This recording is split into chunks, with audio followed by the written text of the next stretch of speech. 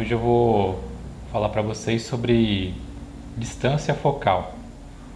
Vou mostrar, utilizando duas lentes zoom, que diferença que faz fotografar em 24 mm, em 35, em 50, em 200 mm. Que diferença que isso faz no rosto de uma pessoa. No caso eu vou usar aqui a Gioconda. Vocês vão ver bastante ela com a cabeça de boneca, que eu uso bastante para testar algumas coisas de fotografia, né? Então, para fazer esse teste, eu vou usar uma 2470 e vou usar também uma 70-200. Eu vou então mostrar para vocês as diferenças em cada distância focal que provoca, né, as distorções ou não que provoca no rosto, usando a Gioconda como exemplo, tá certo? Então acompanha aí que é muito legal esse tipo de detalhe na fotografia.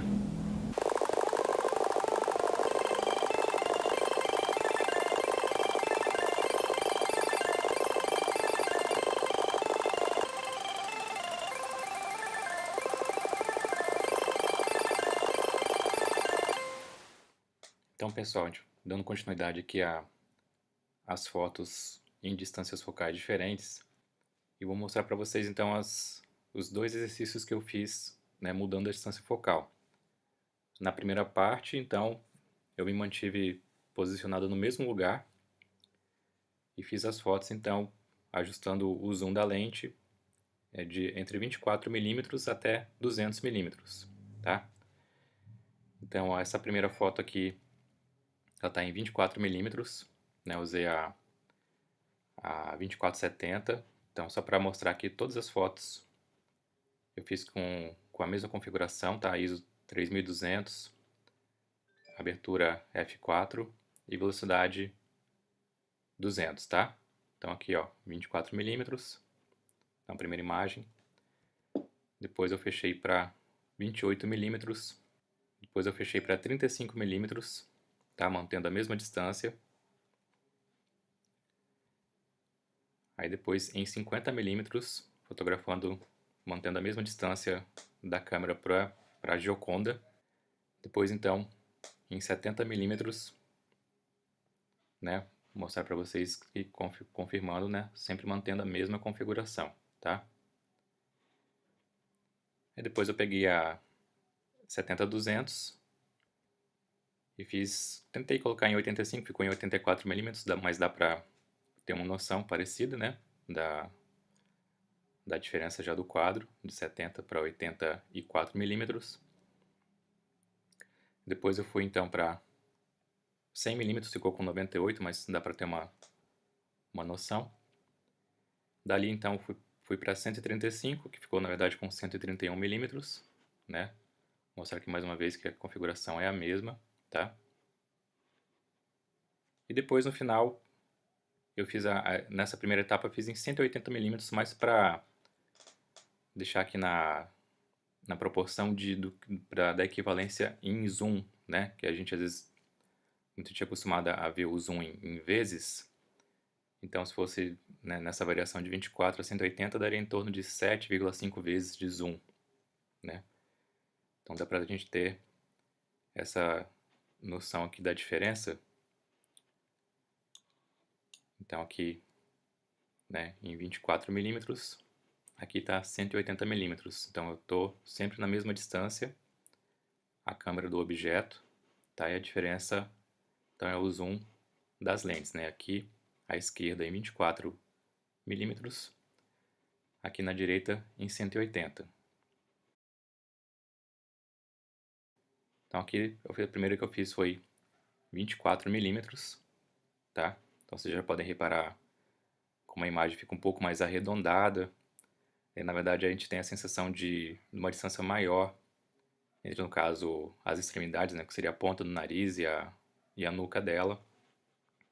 Aqui o fundo é neutro, mas se a gente tivesse um fundo mais bem definido, daria para perceber, né, que a distância, a sensação de distância da pessoa, do objeto para o fundo também é maior. Depois então fiz em 28 mm, né? Ficou bem parecido, mas já dá pra ver que começa a ficar um pouco menos arredondado. Depois não fiz em 35, na verdade ali na lente mostrou 34 milímetros, mas dá pra, em equivalência, entender como 35 milímetros. Em seguida, em 50 milímetros. Lembrando aqui que a configuração eu mantive, né? ISO 3200, abertura f4, velocidade 200, tá? Então, pulando para 70 milímetros, né? Já dá pra perceber um pouquinho mais de diferença também. Depois, de novo, né, que seria equivalente a 85 milímetros, ficou com 84, mas dá para ficar equivalente. E depois, então, seriam 100 milímetros, ficou com 98 milímetros. Dali então foi para 135 milímetros, né? Que ficou com 131, mas dá para ter a mesma noção. E por último, então, 200 milímetros, tá? Então vou colocar para vocês aqui lado a lado, para a gente ver essa diferença então, né? Mantendo, né? Tentando manter um enquadramento parecido, a diferença da distância focal de 24 milímetros para 200 milímetros. Então, que sensação que a gente tem aqui que fica mais evidente, né? Que em 24 milímetros fica tudo mais arredondado, né? A gente tem a sensação de distanciamento entre a pessoa, o objeto e o fundo. E na própria pessoa também a gente, é como se as medidas, né? Vamos supor, a ponta do nariz fosse mais longa, a distância para a parte de trás da cabeça também fosse mais longa, né? A pessoa fica, digamos assim, mais estreita, né? Nessas medidas, só que mais comprida assim. 200 milímetros a gente já tem uma imagem mais achatada, né? O fundo parece já mais colado na pessoa, no objeto, né? As distâncias aqui do rosto parecem que aumentam em largura, né? E também na própria pessoa, objeto, a gente tem a sensação de uma imagem mais achatada, né? Vou comparar aqui com outras medidas, né? Com 50 milímetros. 50 milímetros seria mais ou menos equivalente, né? O que a gente vê a olho nu. Então, né, muita gente fala de lentes boas para retrato, geralmente em torno, sugerem 85 milímetros, né, mas eu gosto bastante também do resultado em 50 milímetros. Deixa eu comparar aqui com a que seria 84 milímetros, né, 85. Então, a gente vê também as diferenças aqui do achatamento de imagem, né, das formas da pessoa. Então, nessa faixa aqui de 50 a 85 milímetros é tudo mais preservado, né, mais real, mais parecido com o que a gente vê a olho nu. Agora, nas extremidades, né, tanto em grande angular quanto tela objetiva, a gente já vê um pouco mais acentuadas as distorções que a lente causa, né? No caso da grande angular, fica tudo mais arredondado, né? A distância, né, do objeto da pessoa para o fundo fica maior, né, a sensação. E 200 milímetros já é o contrário, né? Já fica tudo mais achatado. E aí, cada uma tem, né, a sua utilidade, às vezes dependendo da cena.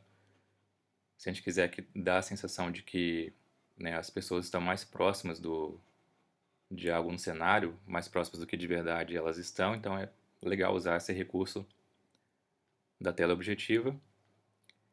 E, assim, na verdade eu não recomendo closes, né, em grande angular, porque acho que modifica bastante a fisionomia, né, a anatomia. Mas, por exemplo, é um recurso, né, vou colocar essa daqui agora de novo, né, para a gente captar uma quantidade muito maior de informações na mesma cena, né? Nessa distância aqui a gente não percebe tantas distorções, né? Quanto num close.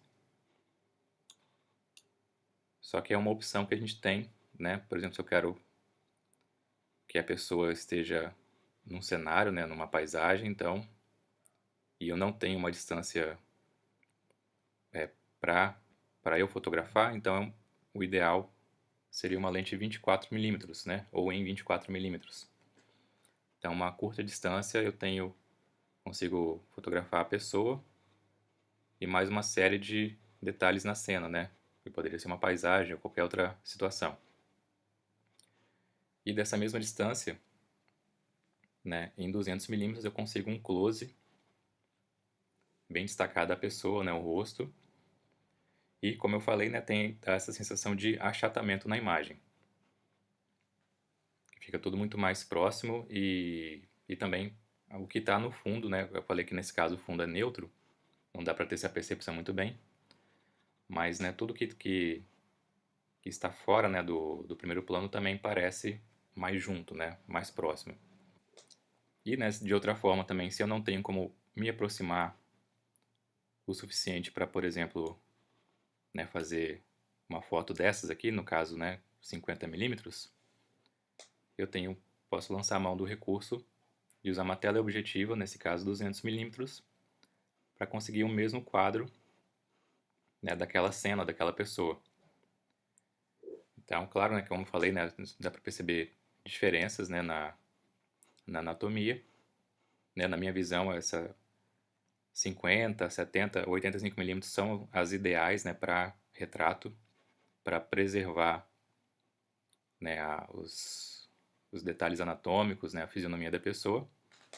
Mas também não existe nenhuma, como eu falei, nenhuma regra que proíba de usar para outras lentes, né, para a mesma situação. Tem que verificar o que você tem em mãos, né, e qual que é a necessidade que você tem para registrar aquela imagem e reproduzir, né, fazer a foto.